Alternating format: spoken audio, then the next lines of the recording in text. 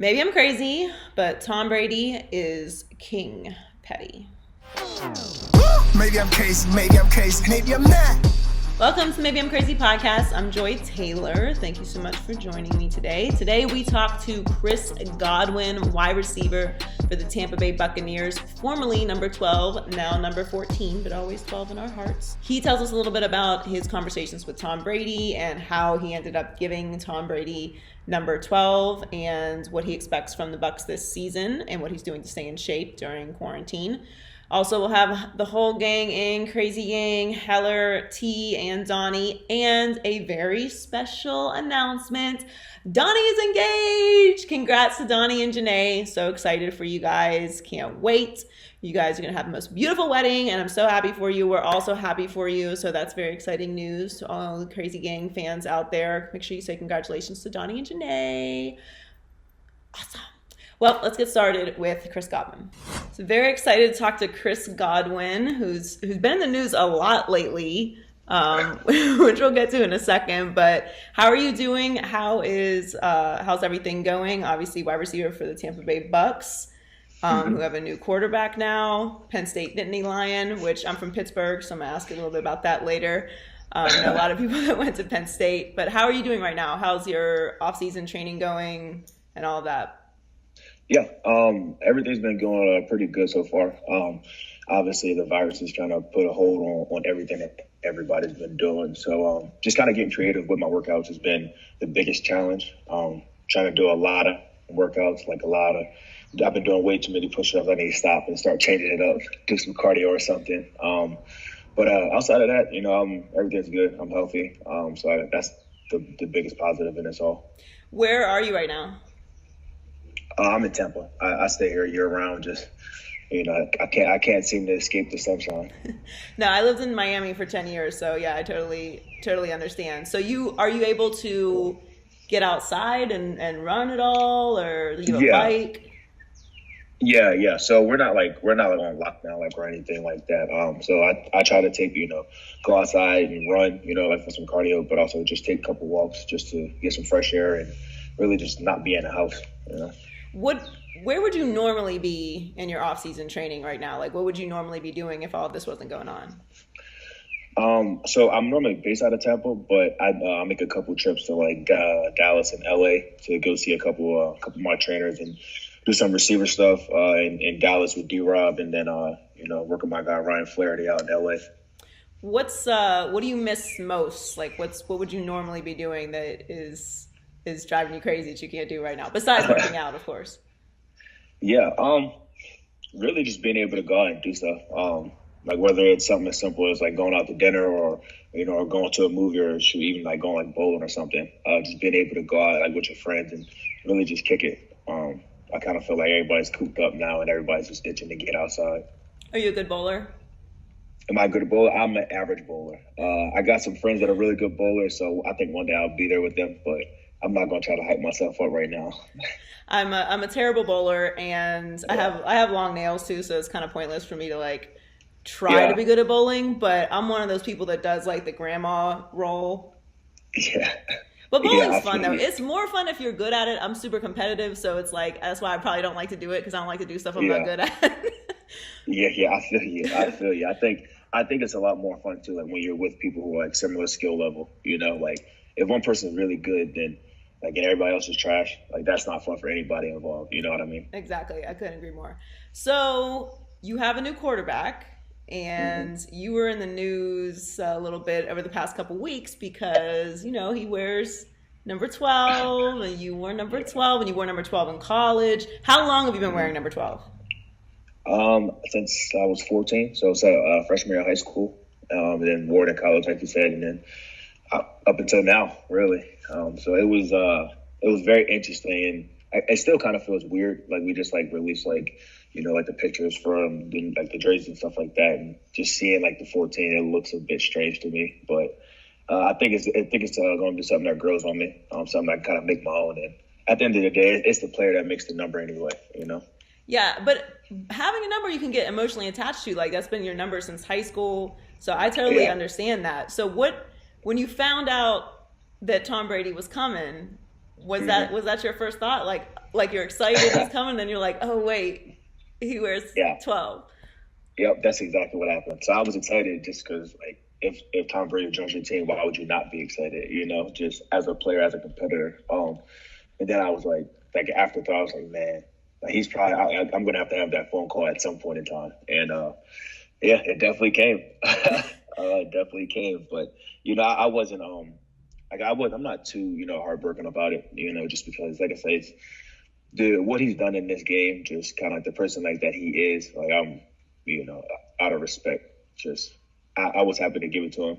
You know, and I'm sure I'll be back in there at some point soon. Did you feel obligated? No, not necessarily obligated. You know, I think he went about it like, a really good way. You know, he wasn't like, like all stuck up about it or anything like that. You know, we really just had like a conversation man to man and just kind of like just talked it out. And at the end of the day, I felt like it was the right thing to do, to defer to him, if that makes sense. So Tom reached out to you about the number. Yeah. So, I mean, he reached out to me initially, just saying, hey, like, just introducing himself, just kind of beginning the relationship. And then just like over like the next like conversation or two, we just kind of talked it out, kind of talk face to face, kind of like FaceTime, and just, more, it was less like calling to address the number and more so just calling to begin a relationship. And we just kind of talked about the number as like a side thing, like it wasn't necessarily like the most pressing thing that we've talked about. Was there any exchange for anything, or like you just gave it to him? Because usually when someone, comes to the team and they want the number, they got to pay you for it, or they got, you know what I mean? There's something that goes on there. So you just gave it to him free and clear, just out of respect, and that was it. Yeah, it was, just gave it to him. I think everything that I've seen, everybody's always asking like, man, like what'd you get, or you got to do this, and it's like, just. At my core, I just like, man, like I just, out of respect, like I'm just gonna give it to him. I wasn't like out here like looking for anything or like looking to make anybody like pay anything. It's just, just trying to be a good person. What do you think of your new uniforms they dropped today? I like them. I think that they're really, really clean. I think going back to something a little bit more closer to the Super Bowl era will give fans something, I guess, something to reminisce on, and then hopefully we can bring back another Super Bowl this year. I think that'd be really cool. So you had a great year last year. Obviously, Jameis was your quarterback. He's no longer there. We know the issues that he had with turnovers and things like that. So what are you expecting this year from your offense? That's a good question. I think the biggest thing I expect is I expect us to take a step up in our efficiency. I think we did a lot of really good things last year, but the thing that really hurt us was turnovers, and then we had a lot of unforced errors or mental errors. But just like year two in the system, I kind of expect that we're going to be able to take that next step. I think guys are more familiar with the terminology, with everything the coach staff is going to ask of us, and we're going to be able to take that to the next level. And then obviously having a guy like Tom, who's, who is pretty experienced, to say the least, I think he's going to be able to come fit right in and just kind of, take us to the next step, take us to the next level. So from what you know of Tom, you've spoken to him a couple of times. You obviously know all about his career, and we all know what the Patriots are. How do you think he'll fit with the Buccaneers? I think it'll be a really good fit. I think when you look at the whole situation, I think you have a guy that appears to be really hungry. He appears to be excited for for this new challenge, and it's definitely going to be a challenge or something that's very different for him. But coming into a very new situation. But the good thing is that we got a bunch of talented guys that surround him, both skill position, and linemen, and he'll be able to kind of come in and just fit right in. I don't see there being any reason why, to expect anything different.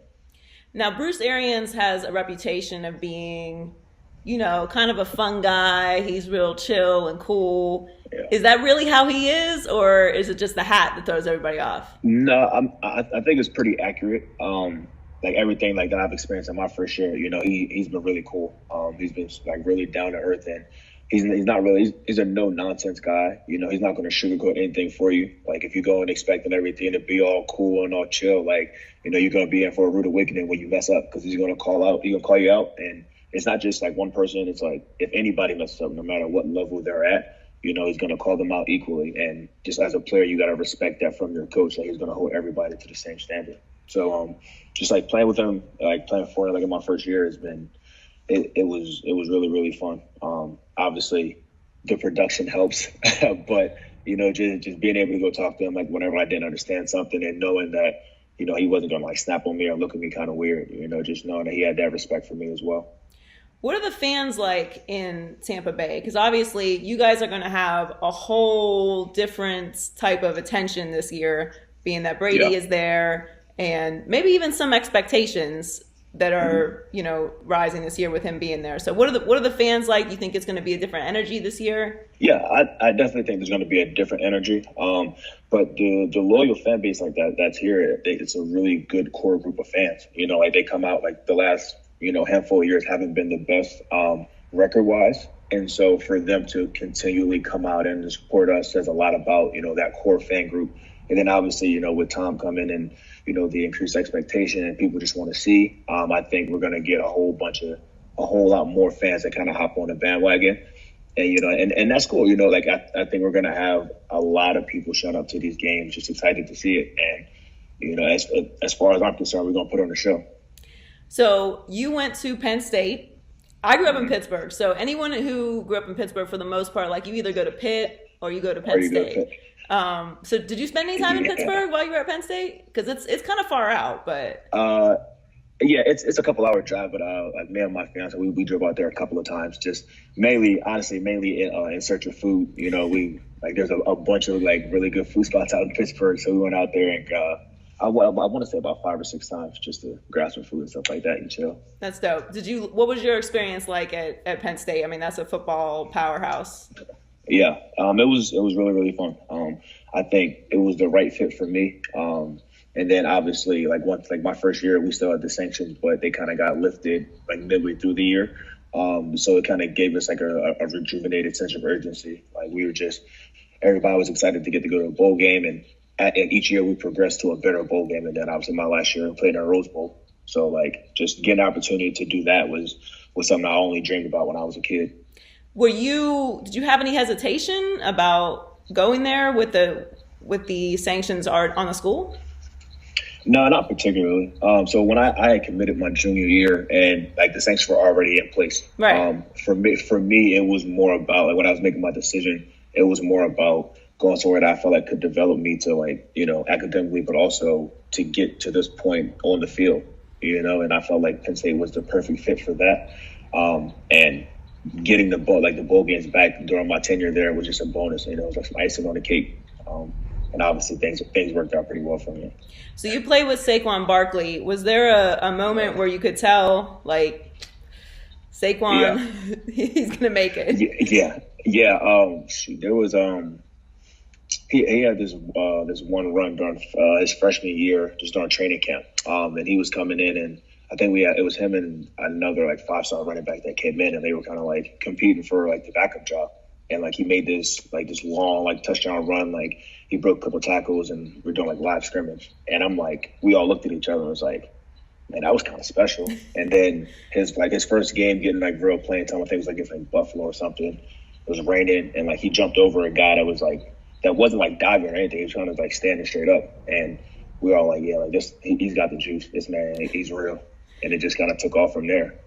Well, thank you so much for taking the time. I really appreciate it. Hope you guys are staying safe, and best of luck this year. I'm really looking forward to it. I think you guys are going to have a special year. Yeah, thank you so much. You stay safe. Thank you. With it. With it. Quit. What? With it. We about to turn up in this bitch. What up, Heller? How's quarantine? It's cool. It's fine. It's fine. It's cool. It's fine. It's cool. It's fine. It's cool. Yeah, I think everyone's pretty much there. Bored in the house bored. I think bored in the house when I'm in the house bored. I feel like everyone's going through waves now with it, because everyone's kind of on a different emotional and mental schedule. Of course, also depending on what your living situation is. Definitely. And work situation.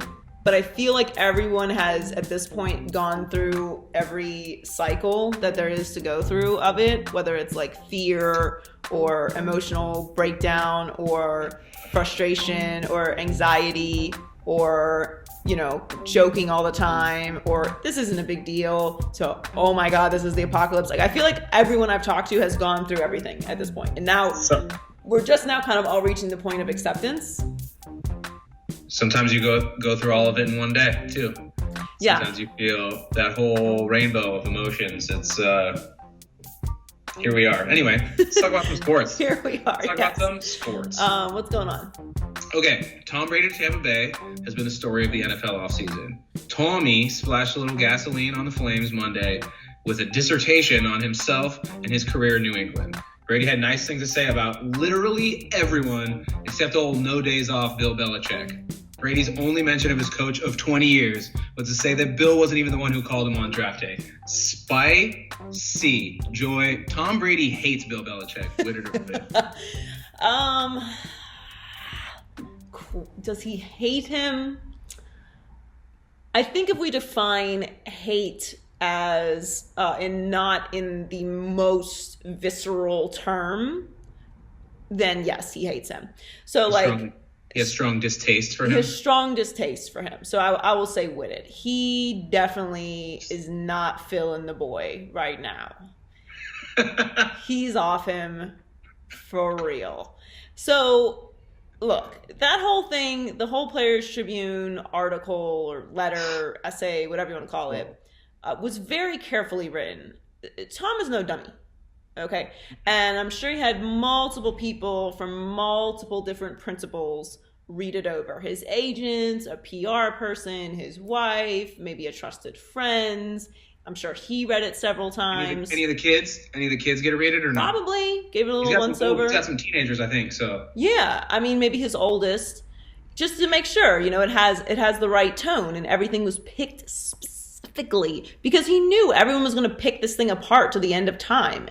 And of course, we're going to notice that you didn't mention Bill Belichick at all, except for to factually say that he wasn't the one who called when you got drafted. It wasn't. It was like. And he did the little I think it was Merv or whoever. Yeah, it was Merv. Like, dude, you remember, bro. You remember who called you, and you remember that it wasn't Belichick, and you've never forgotten that. And that's why you're saying it now. And look, I get it. I'm the same way. As we know, I am a very petty person. If someone crosses me, I never ever forget it. No. No. So I'm gonna store that energy. I'm gonna use it as tackling fuel. And then one day I'm gonna write a very poetic essay and leave your ass out of it.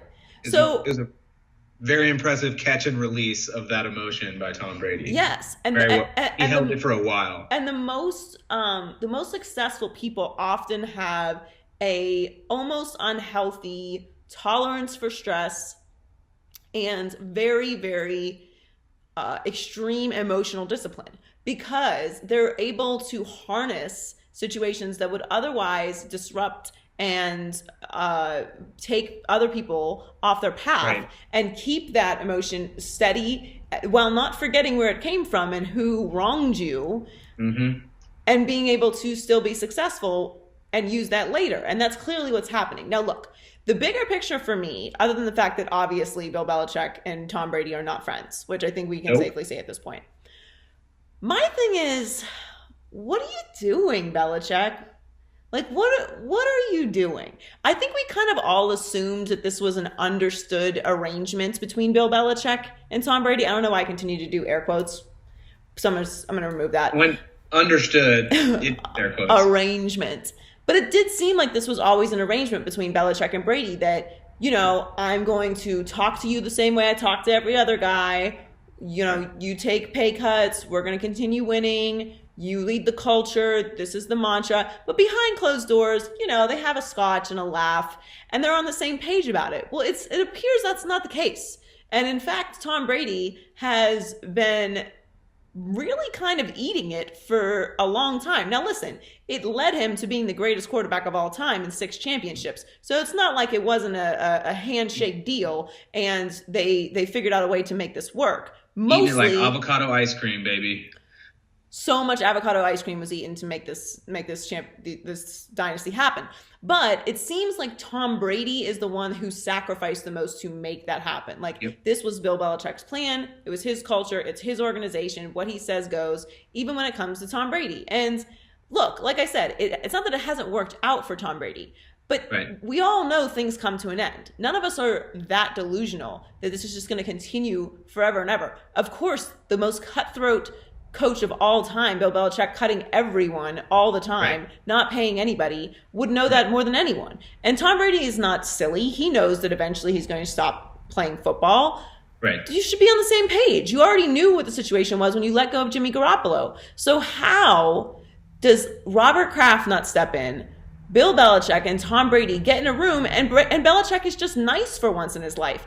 I really feel like that's all it would have taken. And I don't care that Tom Brady has left the Patriots. I take a great deal of delight in it. I think it's a wonderful storyline. I root for chaos. I'm very excited to see the Buccaneers this year. We talked to Chris Godwin today on the podcast, rooting for him. Like, I think this is fun. I like it. I'm interested in it. I think they make the playoffs. I think it will lead to extra documentaries in the future, which I'm all here for. But the thing about it is, when I look at the situation, all I can think is, Belichick, what? Like, you still need talent. Like, this whole idea that Jarrett Stidham is just going to slide into Tom Brady's spot and they're still going to win the AFC East, I think is ludicrous. Now, I could be wrong. Probably not. But I could be wrong. And they're still going to be, I still think they're going to be competitive, but it's Tom Brady. I can see Belichick's logic. I don't agree with it, but I can see it.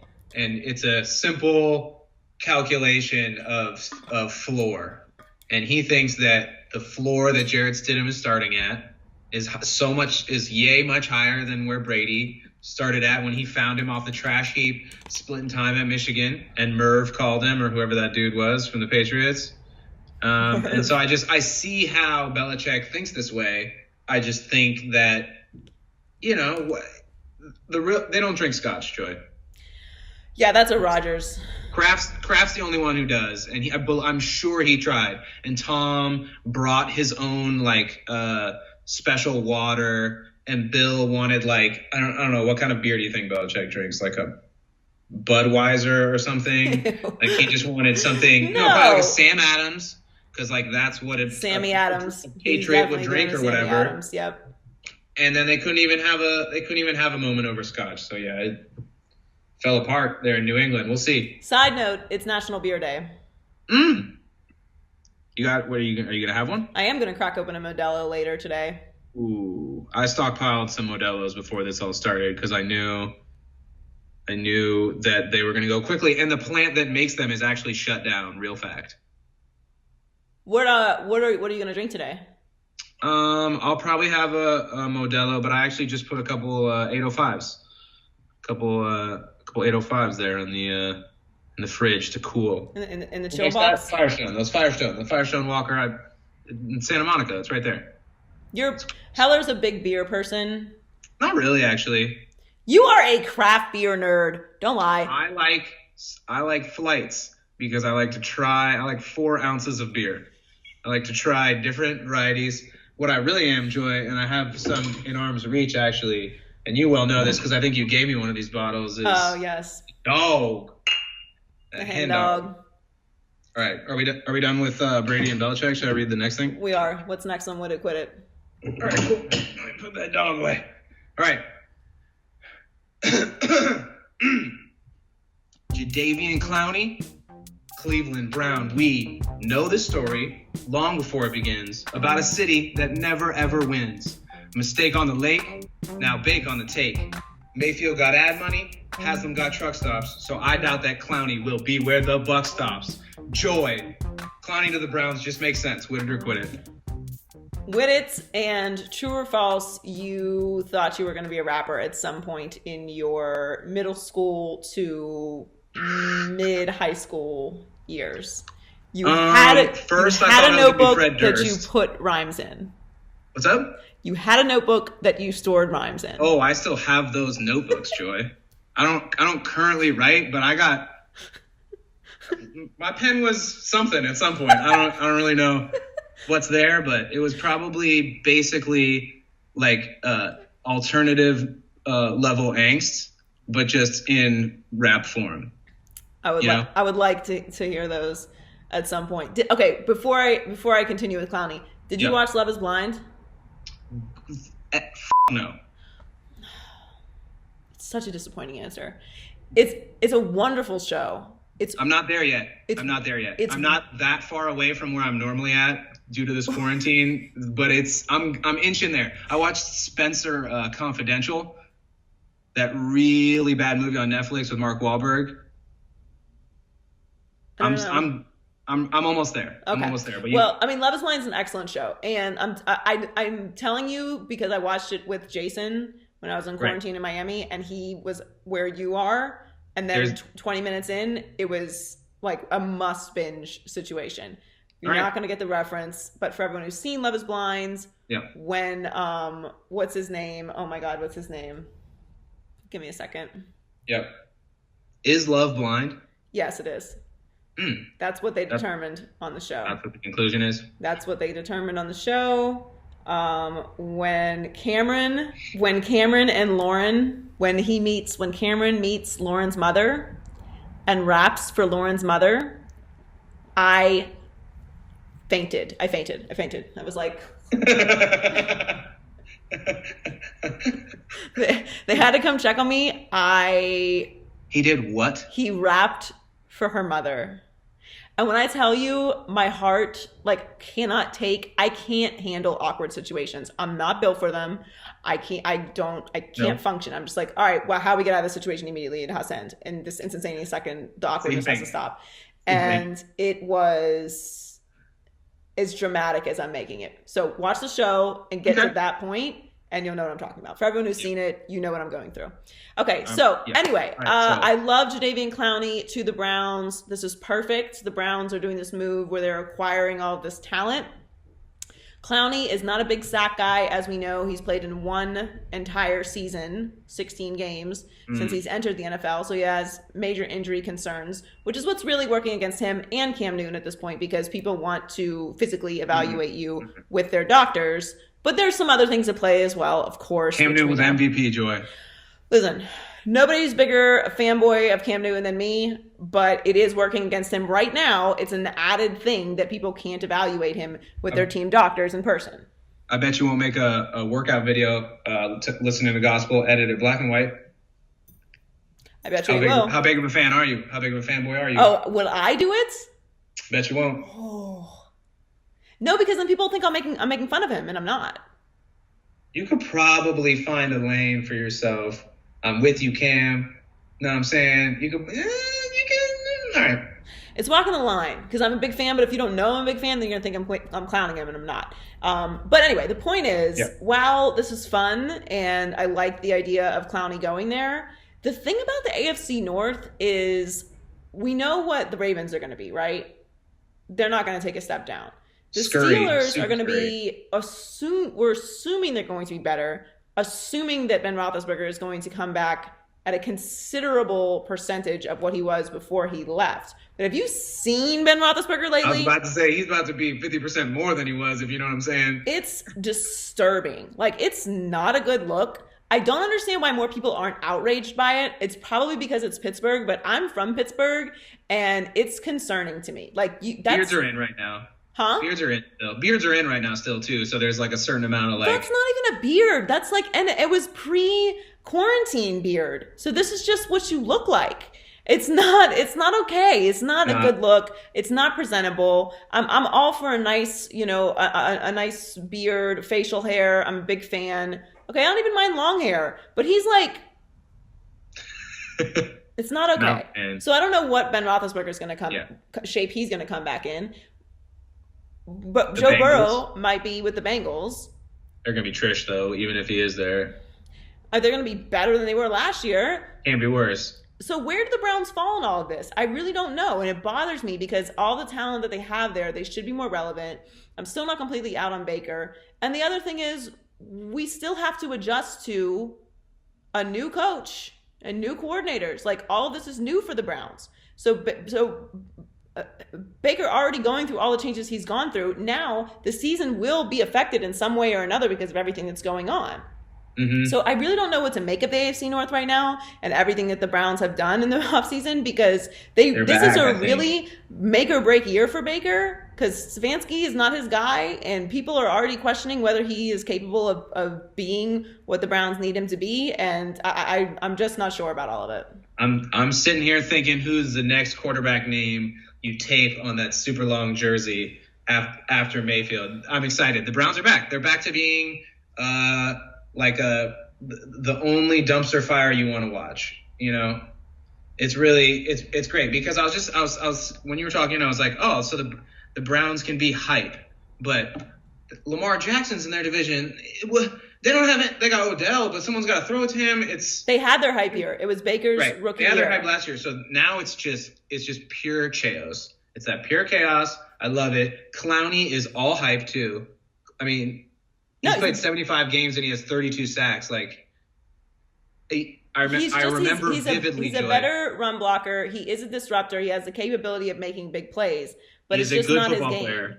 He's a good football player, and I vividly will always remember when he destroyed that running back for Michigan in like the 2013 Outback Bowl. But since then, I got nothing. He had that one interception. Like, he's like right now, if Aldon Smith comes back to anything he was before, who would you rather have, Clowney or Aldon Smith?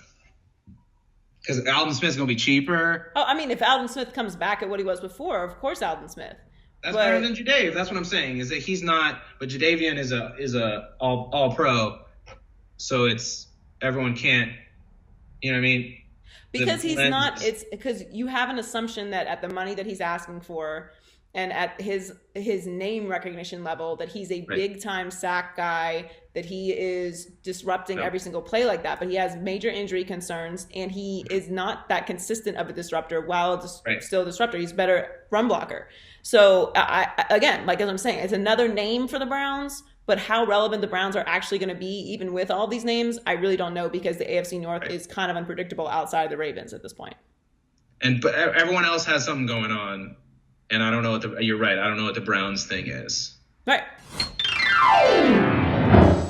All right, Donnie, the newly engaged Donnie. Congrats. Donnie did it. She said yes, of course. Yeah. Congrats to you and Janae. I'm very excited for you guys. Corona love.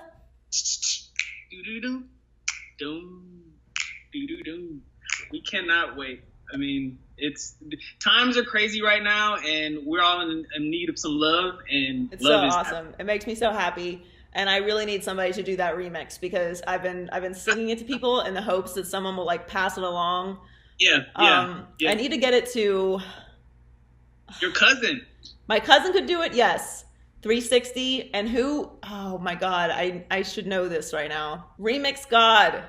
Okay. Remix God Suede. Okay. I need Remix God Suede to do that. You remember that song, Computer Love? Yeah, Zapp and Roger. Yeah. Corona Love. Anyway. So what we got going on in high key, low key this week? High key, Dana White is getting a private island for UFC fights. Low key, didn't we see this in Enter the Dragon? That's a classic. I love Bruce Lee. Hold on, I'm gonna prove it. The anticipation. Ooh, that is dope. Right? The authorized visual history. That is awesome. The coffee books to end all coffee books. It's fabulous. That is awesome. Oh man, I gotta like look that water. Up. So, anyway, I love Bruce Lee. I love Enter the Dragon. Great movie. And yeah, this is what Dana White is doing. He's dope inspiration. He's so getting a private island. I mean, he's not doing the, like prostitutes and drugs, and the mirror room. We don't know that he doesn't have a mirror room. We don't know that he doesn't have claws in his repertoire. Man, that movie was wild. Yeah, this is wild though. Like, so he's talking about flying everybody in private jets, testing all the time. It's going to be like a fight a week, basically, and the fighters are going to live there. Now, the whole thing sounds like a movie because it was a movie for the most part. But I also think it's kind of a great idea. Now he's going to get some pushback, obviously, because people think it's inappropriate and, you know, probably lacking a little bit of awareness. But if he can do it safely, because that's really what this is all about, is health and safety. Exactly. Then I don't see why you shouldn't do it. It appears that they're following all the precautions. They're like getting things prepared way ahead of time. And it seems like this is the perfect opportunity to do something like this. Well, one, you definitely don't need fans. So that's, I mean, obviously everything is better with fans. We know that. But this is a particular sport where you don't necessarily have to have a massive group of people in order to have a great fight. A. B, if it's a private island, then you can clearly secure the people that are coming on and off and testing them before they come on and off. So that is a controlled environment. If it's approved by health officials, then I'm fine with it. I'm not a scientist. I'm not a doctor. If health officials are saying it's okay and everyone is tested and there's not people coming on and off and there's not fans or massive groups of people, you have individual fighters and their team, say that's 1 to 3 people, I think it's cool. And if they're able to televise it, which is obviously what this is all about, I mean, it's not, I don't want to be blinded by my desire to see sports and set that above the health and safety of athletes, obviously. But there is an economic factor to this. And there is a mental health factor to this. Not that I'm saying sports are, the be all end all to people's mental health, but there is something to sports bringing everyone together, giving everyone something to root for. And if it can be done safely, which is the entire point of everything that's happening, health and safety, that's key. Why not? Except for, don't do it the whole way that, what was his name? Was it Han? Han's Island. Yep, it was Han. Drug Lord Han. Man. I need them to come up with a better name than Fight Island, which is what I'm reading online, that this is what it's being called right now. Fight Island is way too on the nose. We can do better than that. Yeah, I think we could get more creative. I think it was just Han's Island in the movie. Yeah. Which, so it would be Dana's Island in this case, which, it's not bad, but... Fight Island. I don't know. I'm really bad with names. Fight Island is a placeholder, but hopefully something better comes up. All right, what's next? High-key, Gronk both hosted and won at WrestleMania 36. Low-key, Vince McMahon is way more fun than Bill Belichick. Way more fun. More. I think we've overall confirmed Bill Belichick is not a fun guy. He's been fooling us with those Scotch pictures and the one pirate picture. I was fooled. I was onto him from the beginning. Yeah, there wasn't enough consistency with those. Yeah, exactly. I don't know. I thought this was perfect for Gronk. Gronk was amazing. He was everything we expected him to be. That jumpsuit was inexplicable. But perfect, yes. But I actually was very impressed with him. Like, that jump was pretty incredible, and I thought all the wrestlers did a really good job. I watched a decent amount of WrestleMania. Obviously, it was over 2 days. But I can't imagine that is something that, while they have been doing, they have still been having wrestling events. WrestleMania is something where not only do these wrestlers, like, that is the peak of their season and what they're working for their whole careers to perform at WrestleMania, but there's 100,000 people and millions more watching on television. It's an absolute scene. So to go from that to go to a training facility to do WrestleMania with no fans, it was unbelievable that they were still able to do that performance and like muster up that kind of energy. And to me, I thought like at some point they would start like pumping in some crowd sound or something, because it was a little stoic. Yeah. It felt like theater at times. Like right. I think that added to it for me. It was a whole different experience. It put more pressure on the wrestlers, I think, to show off their skills. And it was like, it felt like fine theater almost. Yeah, it was totally different. And by stoic, I mean like you heard every word they said. You heard every movement they made. Like, every punch, every flip. And I felt like the moves were more intense because you didn't see like the crowd in the background. So when these people are flipping off of the ropes, I'm like, oh my God, they're jumping really high. This is crazy. So I thought Gronk did an amazing job, as was expected, and all of them really crushed it. And it was nice. Like, it was cool to have something live that everyone was watching and have, you know, a sporting event in the midst of all this. And I think they did an amazing job with it. What's next? High key, the NFL draft is officially virtual. Low key, will hacking be an issue? Okay, so apparently some coaches and staffs are a little concerned that other teams are going to hack them because everything is digital. So everyone's looking at New England. Yes. That was actually, I think that was thrown out there by Rick Riley the other day on The Herd, that could be a possibility. And obviously, look, they've earned that reputation, most certainly. But here's the thing. And you know me, Johnny. I think I'm pretty much a realist. Like, some people are pessimists. The glass is half empty. Some people are positive and the glass is half full. I'm a realist. There's water in the glass, okay? And like, that's just how I am. Like, I believe bad things happen, good things happen. It's just somewhere in the middle. But I'm going to err on the side of positivity in this case, because here's the thing. Well, obviously this is a fear, right? Everyone is functioning online these days, and everyone is going to be doing the same thing for their draft. So I have a hard time imagining that, like, for example, a team in New England or wherever, forget even the team in New England, that any team is going to take the time and energy on top of having to manage their entire draft digitally and scout digitally and go through all these Zoom meetings with all of these prospects and make all these plans to set every individual scout and staff member that's involved in the draft to be able to communicate, is also going to hire a team of hackers to try and disrupt someone else's draft. Like, first of all, the repercussions of getting caught doing that would be so dramatic, and I don't think anyone on that team's reputation would ever recover. I don't think that the league would be able to remove that stain from the situation, and certainly everyone would be fired, and the fines would be astronomical. So I can't imagine anyone would take that risk. On top of the fact that, like, what are you really finding out? Like, you'd be better off just paying somebody on each staff to kind of be a mole than you would be to hack into somebody's digital draft room. It seems like such a hassle, and it could go wrong and backfire in ways that could never ever be cleaned up or explained. You know, Spygate had a little bit of an explanation. Deflategate, you had a little bit of an explanation. There's no explanation for you hacking into somebody's draft room. Yeah, you're the ultimate villain at that point. You can't recover. No.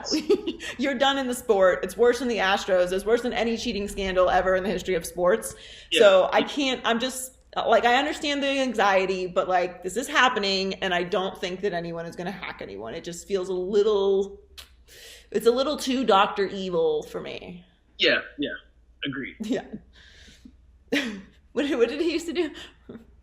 Mr. Bigglesworth. Yeah, that's 100,000 trillion million. Austin Powers movies, I do not think hold up. You know, I have not seen them in years, so what I'm saying, like, I'm sure they're still funny, but do the jokes hold up? I don't know. Yeah, you're right. There's some movies I've watched, like old comedies as recent. I'm like, oh, that joke wouldn't have made it. Gotta cut that one. Hi, T. Time for the culture report. What's the T? All right, so QUIBI is a new app that launched yesterday. It is a subscription service that's available only on your phone, and some of the hottest entertainers in Hollywood have shows on this app. It's amazing. I mean, you literally get to try it before you buy it. It's a 90-day free trial. Then after that, it's $4.99 a month with ads, $7.99 a month without ads. So to me, it's kind of like a win-win. You get to try it out. And I obviously have it downloaded everything, and I've watched a couple of the shows, and they're really good so far. And they're short. They're only like 10 minutes. Okay, so the shows are short. They're all short shows, right? They are. So that's like the purpose of the platform, is to put out like short form content. Exactly. So it's about 50 series and 500 episodes. So like there's Chance the Rapper. He's the host of Punk'd. So I watched him punk Megan Thee Stallion. It was funny, and it was only 6 minutes. What? And then Chrissy's Report. Her show 6 minutes. It was her mom's the bailiff. I saw Luna in the audience, like, good job, mommy. And it's fun and interactive and it's cute. It's literally Punked 6 is minutes. back? Yes, Punked is back with Chance the Rapper. How does everyone not know this? What do you mean? This is news. Okay, I'm definitely getting it now. I have been like praying that Punked would come back, and that's amazing. I have to check that out. You know what I was talking about the other day? We really need real world back. We do. Right? We do. I was just talking to my roommate about that because she had me watch the challenge with her. And she has a few friends that's on the show. And I'm like, how are all these people that are on all these different shows on the challenge? I thought it was just people from the real world. I mean, kudos to them for being on the show, but it was always a real world thing. So what was real world? I don't know why I can't say that. Real World and Road Rules Challenge. Yes. Yeah. I used to love that show too, but we need Real World back. Like, we need it back. Yeah. It's time. Netflix needs to bring that back. Okay. So I have to check that out. What else is going on? Also, so speaking of, shows, so Insecure is back. And I'm really excited. April 12th on HBO, 7 o'clock Pacific time. Got it in my head so I don't miss it. I'm really excited for this season. I know that, I'm sure you've seen the trailer, and it's that Issa doesn't have a job. She ain't got no man. So I'm really praying that Issa wins this season because I can't with her going another season out here looking crazy. I love Insecure. What a time to get this show back too. I'm so excited. We need this. Thank you, Issa. We love you. Mwah, mwah, mwah. I can't wait. I'm so excited for this season. I literally cannot wait. I'm really looking forward to it. All right, what else is going on? Well, I do want to say that with the trailer, I am kind of curious if like Molly is gonna end up with Asian Bay, and then if Daniel's gonna come back, Nathan's gonna come back. I am just curious as to like who they're gonna have on this season because I love, like I said, I love the show, and I just want to make sure that it just continues to like do well, like last long. It's one of those shows that like there's not a lot of shows out there like that. No, it's a very unique show, and the writing is excellent, obviously. But I just feel like the thing that makes Insecure for me so special is also because I live in Los Angeles. So I don't know about you, but like when I see things that are in Los Angeles and I'm like, oh my God, I go there. Or like, you know what I mean? Like there's a different level of relatability to it because I know it. Whereas I feel like if I was watching the show and I was like in Miami or, another part of the country where I didn't really know Los Angeles like that, I would still love the show. But for me, it's extra special because, I'm like, oh, I could go there. Or I know like what happens there. But I do feel like there's a scene in Insecure that I can't seem to find in LA. Like, where are all these fun people doing all these fun things? Right. Yeah. I don't know. I always have to write down the spots they go to. So, and then I'll look it up like, oh my gosh, that's a popular spot. The reviews are crazy and it's literally like not far from us. So I'm sure that we're going to come out of this season with all these new like restaurants to go to, all these new like secret hiking spots, coffee spots. Because she finds them all. When this is all over, we need to go on like an Insecure tour because I think one time we were at brunch, we were like, we don't know where to go. So now we do. We're just gonna follow the Insecure tour around LA whenever all this is over. Exactly. Okay, what's next? All right, so next, speaking of shows, Queen of the South is a show that I've been watching. So I know we're going to talk about which shows and movies that we've been watching, and Queen of the South is one for me because I'm a binger, so you can't tell me to watch a show because if I watch it and it's good, I'm going to get sucked in and I'm going to want to do nothing else with my life but sit there and finish it. And that is exactly what I did. I watched Queen of the South. I got through 3 seasons within less than a week. And I feel like my anxiety. See, that is not normal. It's not. But Joy, like it's so good. I know. I love Queen of the South. Queen of the South is very good. It's so good. It is. And anxiety. And I've never had to watch a show, Joy, where I've had to pause the TV because I had to gather myself and prepare myself for this death. Like, am I ready for this? Like, I'm not joking at all. I've cried. I've been depressed, and I'm happy that I get to watch season 4. But I don't know where to find it, and I'm glad I don't know because I wouldn't get anything done. That's amazing. No, Queen of the South is a really, really good show, but that's so funny. Yes, I totally understand. Queen of the South is a great show, though. I'm happy for that. I am concerned about the fact that you went through 3 seasons in a week. We may want to space that out a little more, but, you know, no judgment. That's a lot. That's why my heart couldn't take it.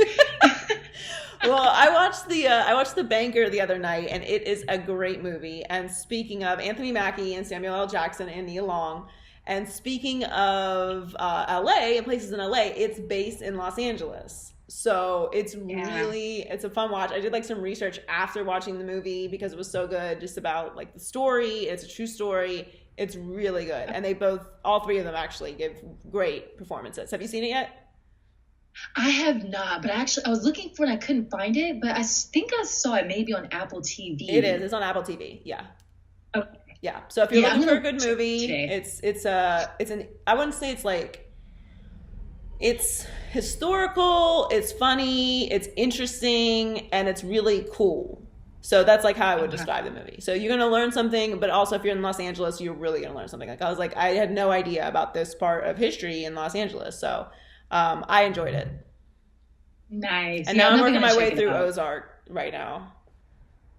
Oh, I heard that. Look, I heard that that's a good one too, and I'm not even going to start. I'm not going to do that to myself.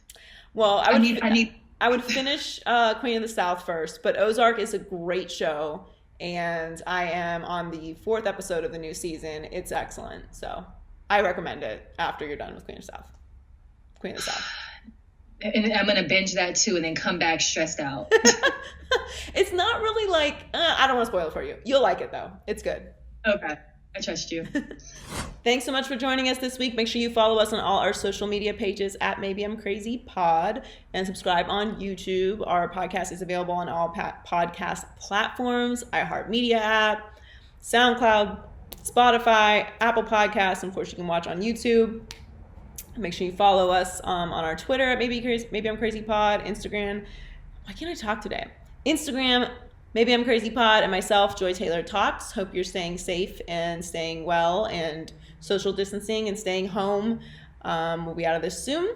And love you guys. Talk to you next week. Maybe I'm crazy, maybe I'm not.